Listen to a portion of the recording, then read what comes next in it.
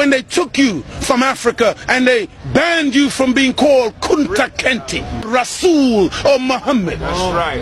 When they took us on that westerly course, then they forced us into their names. Teach. And they called us Smith, Jones, Robinson, Green, Brown, Hogg. A black man called Mr. White.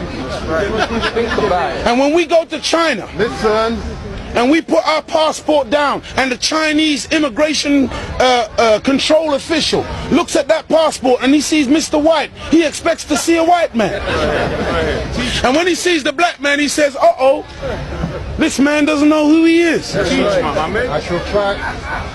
But many of us as black people today, we're very foolish people. Because we don't understand why another man gives you his name. Because when he gives you his name, the giving of another's name denotes possession. It means he owns you. As long as you're walking in another man's name, he knows he owns you. You can talk as strong as you like. Yeah, I'm for black, yeah, Mrs. White. Yeah, they're laughing at you.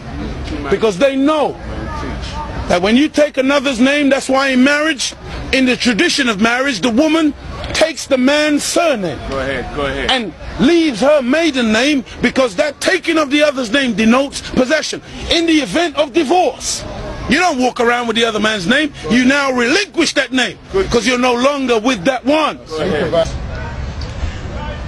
What brings about insecurity is when you have a false concept of yourself. And the false concept of self is white supremacy. They believe that they are better because they are white. And as a result, see, when a man has that kind of silly mentality, Hitler had the silly mentality that the white man, the Aryan, is superior. So then at the Olympics, Jesse Owens kicks up all the Aryans. Hitler is outraged. He's angry. The white man pushing white supremacy. That's why they would cut off our penis when they would lynch us. Penis envy. They're afraid of the black man because of our potency, because of our manliness. Because when you look at the black man, he's a real man. He's strong. So then they would have us as mandingos, fighting one another. That's why even today, they want to be the heavyweight champion of the world. They can't find a white man to do it. So they tried to turn a black man, Frank Bruno, into a white man. They called him the Great White Hope.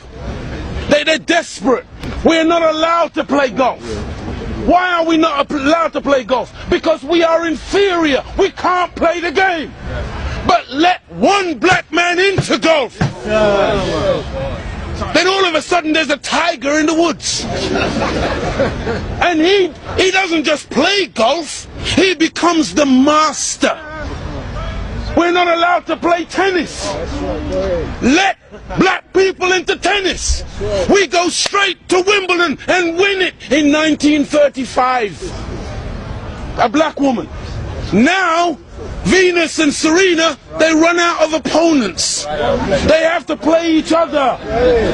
The white people cannot compete on an even playing field.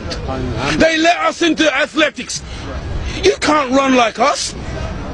You let us into any field of endeavor, we dominate it. So they feel, and they become very afraid of anything that goes contrary. And so every time a black man stands up for black people, Martin Luther King, shot down. Malcolm X, shot down. Patrice Lumumba, shot down. Steve Biko, shot down. Everyone, Nelson Mandela, they locked him up for 27 years. We can count back 400 years of the most brutal treatment. Look, they took my name, my language, my culture. They killed my mother, my father, denied me religion, disallowed me to read or write for over 300 years. Reduced me to the level of an animal where they branded me on my chest, branded me on my buttocks with a branding iron. And they called me 3/5 of a human being in the American Constitution. Is that the act of a human being or the act of a devil? It's for you, you answer it. we're just calling white people names. No! We're just going on the basis of what we have experienced. Black people were taught to hate ourselves. That's right. Even to this day, many of my people suffer from self-hatred. Teach, Muhammad. And you will see us trying to change our skin color. Teach, Muhammad. When I was born in the 50s, in Jamaica, they would take, you know, like my nose, the mothers would sometimes take the nose and try to squash it, to hate self, that they felt that the baby was ugly if it had thick lips and broad nose and black skin. And so this is in order to counterbalance that degree of self-hatred, there had to be a teaching given by Elijah to black people that would allow us to fall in love once again with ourselves.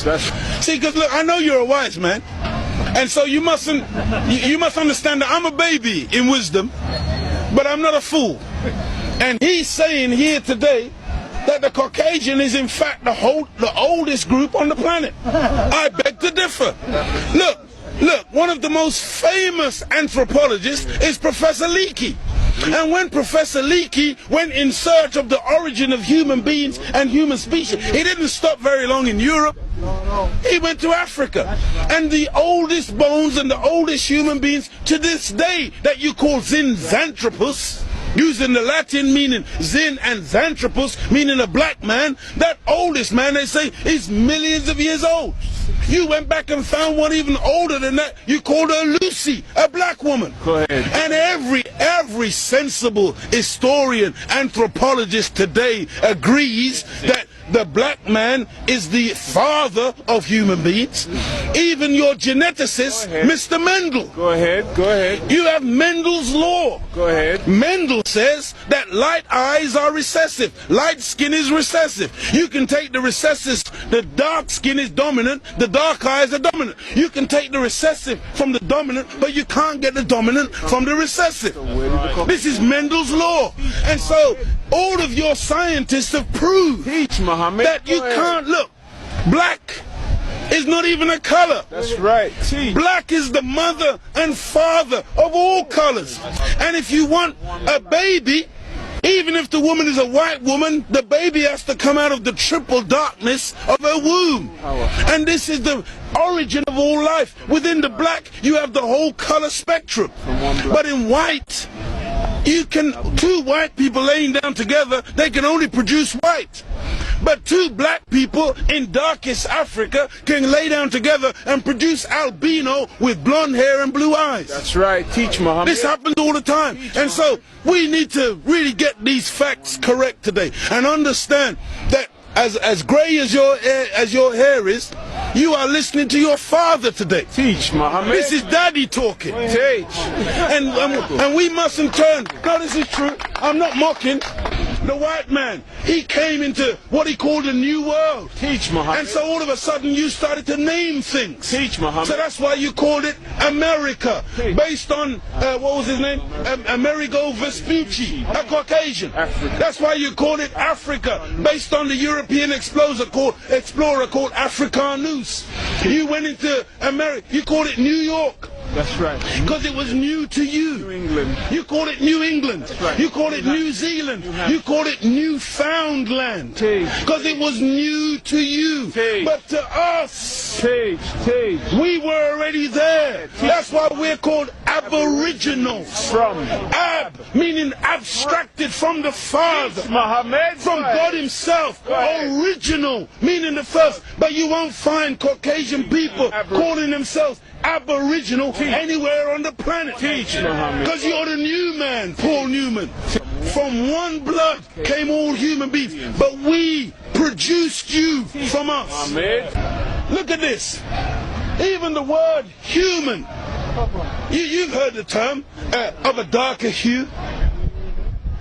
Human, meaning a dark man. Human, a man of color. That's why the topsoil of the earth is called humus. It is the dark organic material that gives life to the earth. Whenever you take away the dark organic material or you denature it, you're left with white granulated sand. Desert. You want to see those of us who think that white something to glorify in. No, no, no. It's a psychological thing with white people where you want to find your place. And your scientists and your historians, they spend so much time asking the question, where do we come from? Because they are puzzled as to your origin. Look at the Chinese, look at the Asians, look at the black people. All of us got dark eyes. All of us got black hair. The only one on the planet who's got ginger hair, blonde hair, brown hair, grey hair, brunette. You are the one that's gone around the world making everything based on colour. You were the one who went into Australia. You were the one who went into South Africa. You were the one who went into Asia and classified people and things based on colour. So that's why this man, Yaqub, he wasn't a madman. He wasn't a mad scientist. He was a good scientist. And the Caucasian person is a person who is anti-nature. That's why when the sun comes out, I'm energized. Me and the sun, we got a relationship. I love the sun. I don't need no sunscreen. I don't get cancer from the sun. Me and the sun have got a good relationship. I love it and it loves me. But white people, you got to put sunblock on. You got to hide from the sun, because now you might get a little melanoma. Part of me on you, that means you're dead.